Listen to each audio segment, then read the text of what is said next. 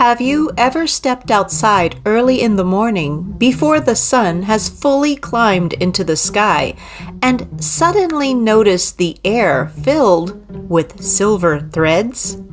What looked like empty space the night before is now alive with delicate geometry.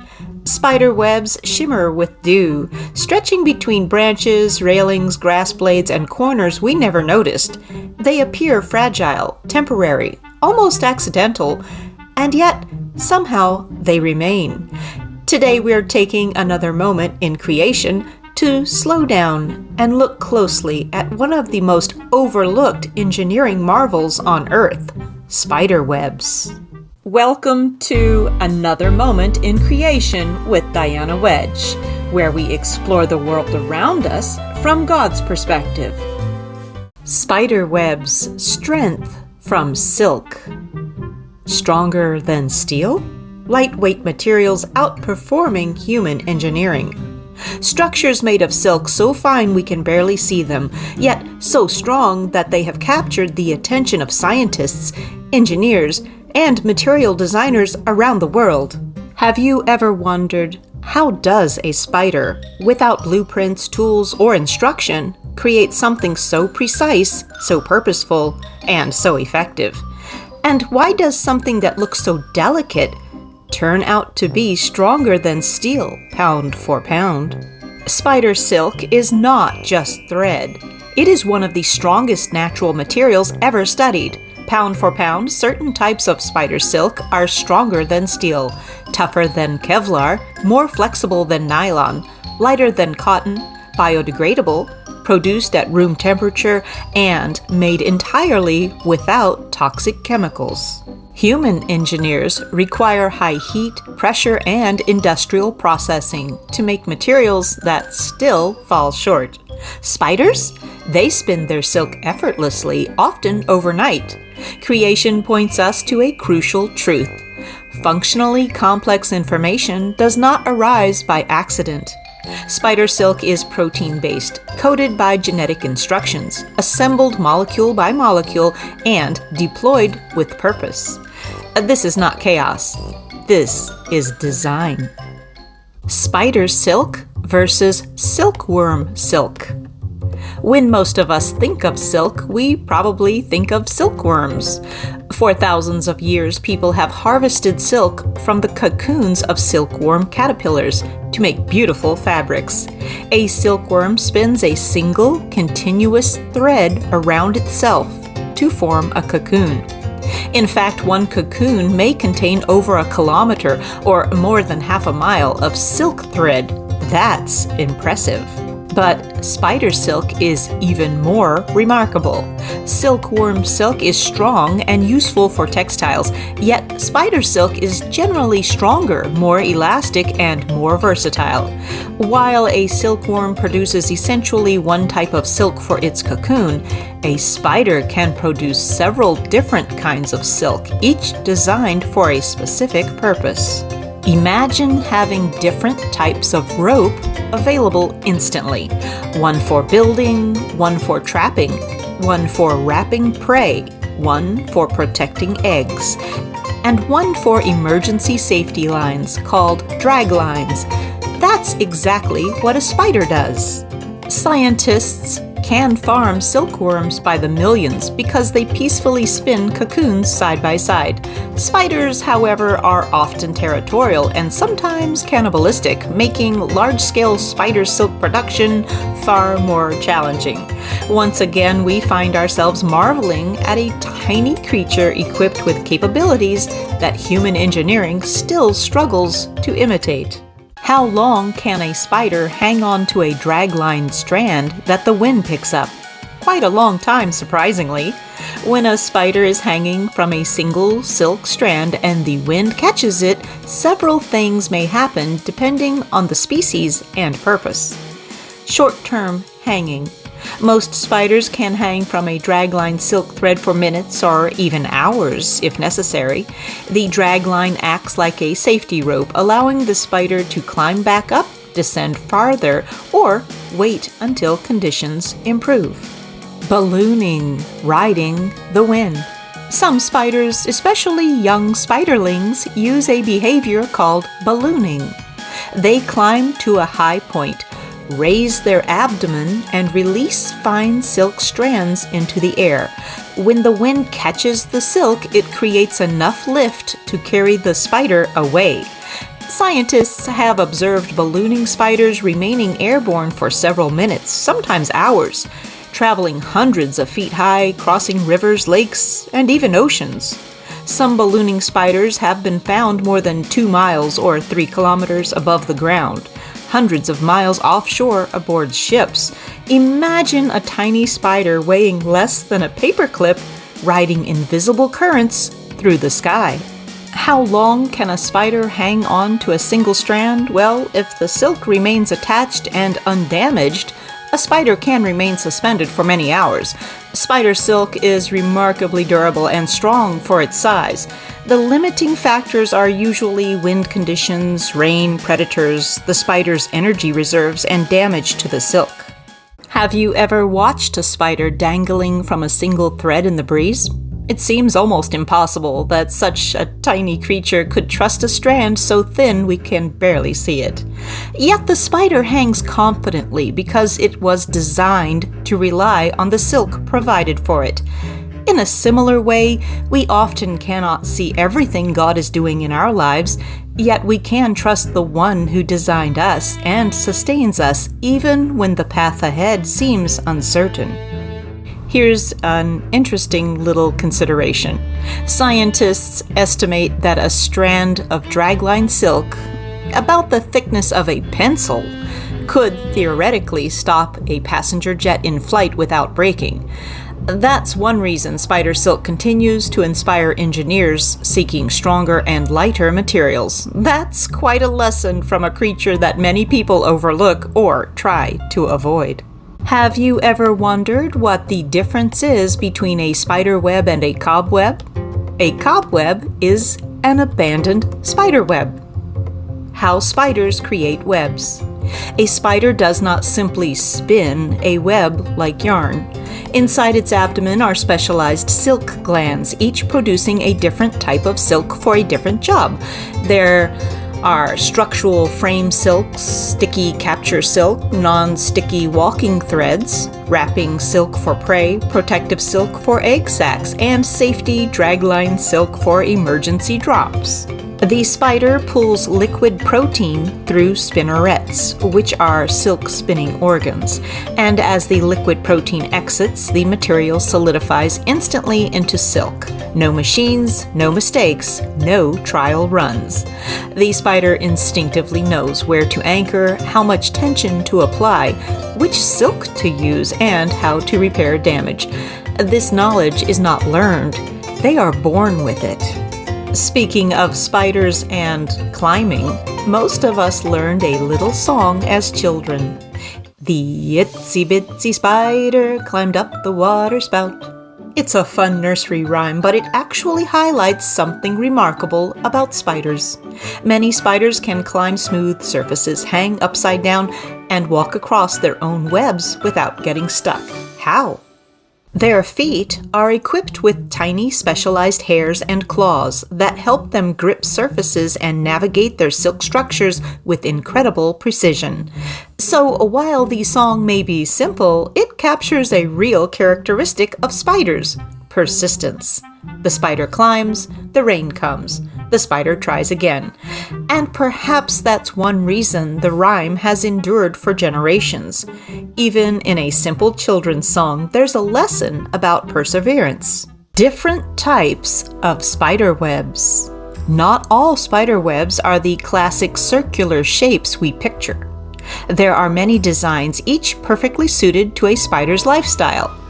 Orb webs, the familiar wheel-shaped webs designed to absorb the energy of flying insects without breaking. Funnel webs, flat sheets with a hidden tunnel where the spider awaits to feel vibrations before rushing out. Tangle webs, messy-looking but highly strategic, often with sticky vertical strands to trap crawling insects. Sheet webs, horizontal platforms that catch insects falling from above. and triangle webs, small collapsible webs that snap shut like a net when prey touches them. Each design reflects purpose, adaptation to the environment they're in, and intentional architecture. The hidden patterns in spiderwebs. If you've ever looked closely at a spiderweb covered in morning dew, you may have noticed something remarkable. Spiderwebs are not random. Many species build webs using patterns so precise that they have fascinated mathematicians, engineers, and scientists for generations. Take the familiar orb web, for example. It begins with a few anchor lines attached to nearby branches, leaves, or structures. From there, the spider creates a framework of radial lines stretching outward from a central hub, almost like the spikes of a bicycle wheel. Next, the spider constructs a temporary spiral, working outward from the center. Finally, it replaces that temporary spiral with the sticky capture spiral that circles inward toward the center. The result is a structure that is both lightweight and incredibly efficient. Every strand has a purpose. Every angle serves a function. Every connection contributes to the strength of the whole web. Scientists have discovered that orb webs are remarkably effective at distributing force. When an insect strikes the web, the impact energy spreads through multiple strands rather than concentrating in one location. In other words, the web is designed to absorb shock without falling apart. And that's not all. Researchers studying spider webs have found that spiders often adjust the spacing between strands depending on the type of prey they are likely to encounter. Some webs are built with wider gaps, others have tighter spirals, some are nearly symmetrical. Others are slightly offset to maximize hunting efficiency. The spider does not carry a ruler or a calculator, yet somehow it constructs patterns that often outperform designs humans create using sophisticated software. Creation continually reminds us that intelligence is reflected in design. The more we learn about spider webs, the harder it becomes to dismiss them as mere accidents of nature. They display order, purpose, function, and remarkable engineering. A fun observation about patterns. Have you ever noticed that no two spider webs seem exactly alike? Much like snowflakes, individual webs can vary in size, shape, spacing, and location. Yet, despite those differences, the underlying design principles remain consistent. It's as though each spider is following a blueprint while adapting to its surroundings. A branch may be closer, the wind may blow from a different direction, the available space may be larger or smaller, yet the spider adjusts and still produces a functioning structure. What a wonderful reminder that God often works in patterns throughout creation. There is variety, there is beauty, there is flexibility, yet there is also order, as Scripture tells us in 1 Corinthians 14:33. For God is not the author of confusion, but of peace. The same creator who designed galaxies, seashells, snowflakes, and flowers also designed the elegant geometry found in a spider's web. And amazingly, these beautiful patterns aren't the end of the story. Once a spider has finished using its web, another creature may come along and put those remarkable strands to work in an entirely different way. A web that serves more than one purpose. One of the most fascinating things about creation is that many designs serve more than one purpose. A spider spins a web to catch food and survive, but God's design does not stop there. Long after a web has fulfilled its purpose for the spider, it may become a valuable resource for another creature altogether. These are those cobwebs we referred to. Perhaps no bird uses spider silk more creatively than the hummingbird. Hummingbird nests are among the smallest nests in the world, often no larger than a walnut shell. Yet these tiny structures must safely hold eggs and growing chicks while being exposed to wind, rain, and movement. To accomplish this, hummingbirds collect strands of spider silk and weave them throughout their nests. The silk acts like flexible thread, holding the nest together while allowing it to stretch as the young birds grow. In a remarkable bit of engineering, the nest can actually expand as the chicks mature, reducing the need for the parent birds to build a larger nest. Many hummingbirds also use spider silk to attach bits of lichen, moss, bark, and plant fluff to the outside of the nest, creating natural camouflage, and that helps it blend almost perfectly into surrounding branches. Imagine that. A spider builds a web for one purpose. A hummingbird later harvests part of that web for another purpose, and both creatures benefit from God's design. In fact, hummingbirds, warblers, vireos, and other small birds have all been observed gathering spider silk for nest construction. Why go to all that trouble? Because spider silk possesses a remarkable combination of qualities. It is lightweight enough not to weigh a nest down. It is flexible enough to move with the wind. It is incredibly strong for its size. The result is a nursery that is not only strong but also beautifully hidden, and the benefits do not stop there. Spiderwebs also help control insect populations around nesting areas, providing an indirect benefit to birds by reducing some of the insects that might otherwise become a nuisance. What appears to be a simple web becomes part of something much bigger. The spider built it, but the bird used it. The nest was strengthened and young birds are protected. One small creature helps another, design supporting design, creation working together in quiet harmony. The more closely we look at nature, the more we discover these remarkable connections. They remind us that creation is not merely a collection of unrelated living things, but a beautifully interconnected system displaying God's wisdom and provision. As the psalmist wrote in Psalm 33, verse 5, "The earth is full of the goodness of the Lord." When we take time to notice these hidden relationships, we catch a glimpse of the care and thoughtfulness woven throughout God's creation, and another quiet lesson about the Creator is revealed. Learning from the Master Designer. As humans, we've become very good at studying nature and borrowing ideas from it. This practice is called biomimicry, learning from designs that already exist in creation. Velcro was inspired by burrs that cling to animal fur. Airplane wings have been influenced by birds. And spider silk has inspired scientists for decades. Yet, despite all our technology, we still struggle to reproduce exactly what spiders accomplish every day. That brings us to one of the most unusual stories in the history of spider silk research: the golden silk experiment. This experiment was named after the golden yellow color of the silk produced by the female golden silk orb weaver spider. During World War II, scientists attempted to use this spider silk for optical instruments because of its incredible strength and stability. One problem remained. Spiders are territorial. You cannot farm them like silkworms. In this famous attempt, thousands of spiders were placed together to harvest silk. Within days, they ate each other. The lesson? Even the best human plans fall short when we try to copy creation without understanding its balance. God's designs work perfectly within their intended boundaries.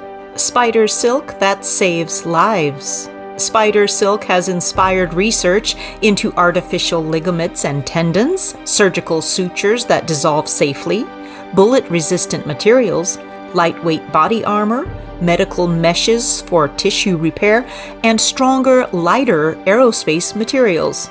Scientists have even used goats that were genetically engineered to produce spider silk proteins in their milk, an effort to mimic what spiders do naturally with ease. Yet, despite decades of research, no synthetic version matches the natural original. Creation remains the gold standard. Strength in what appears weak. Scripture often reminds us that God works through what seems small and insignificant.